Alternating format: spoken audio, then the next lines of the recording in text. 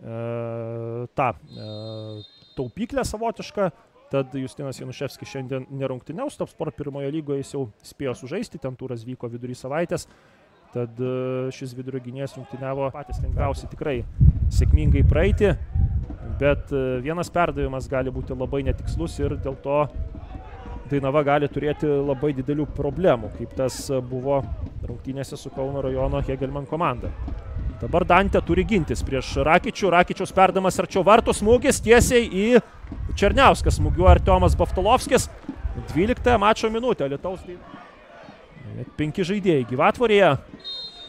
Lukas Devega, jo smūgis ir virš vartų. Nesėkmingas Lukaso Devegos bandymas. Tad puolėjas prarado kamuolį ir kol kas tai, kas klostosi čia. Čia dabar pavojinga situacija ir šalia vartų smūgiuoja Dainavos futbolininkas.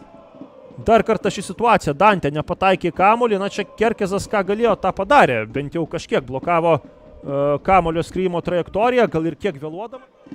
Vėl Kodžio. Nesitikėjo Vėliulis, kad ten bus atliktas perdavimas ir dabar vėl reikia bėgti gynybą. Dantė jau lekia į vidurį. Kerkezas prieš varžovą, dar vienas smūgis ir vėl šalia vartų skrieja kamuolys.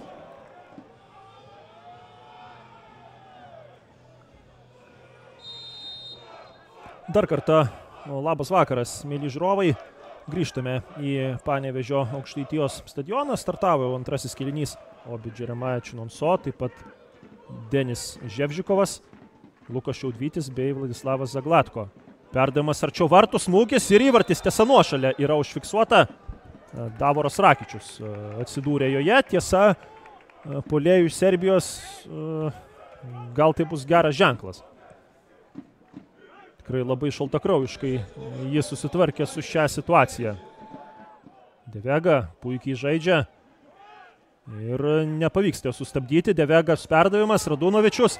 Radunovičius ir jo geras perdavimas. 1-1 ir smūgis ir nėra. Visgi yra įvartis.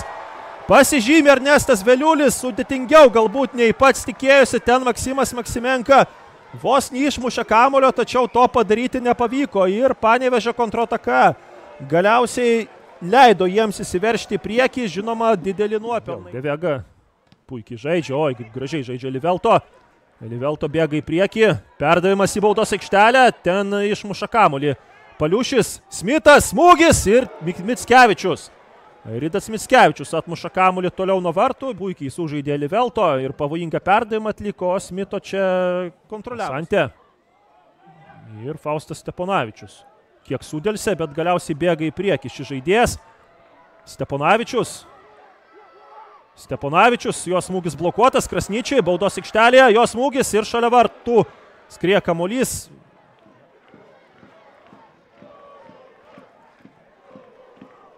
Tad kampinis po ilgesnės pertraukos, smūgis galva ir įvartis. Stato tašką šios dienos rungtynėse Panevėžys ir tą daro Salomonas Kodžio. 92 minutę džiaugiasi jis su komandos draugais pelnytų įvarčių. Ir tai yra antrasis įvartis šio puolėjo sąskaitoje antrose rungtynėse iš eilės. Tad Salomonas Kodžio leidžia Panevėžio komandai atsikvėpti. Tačiau, na, tas...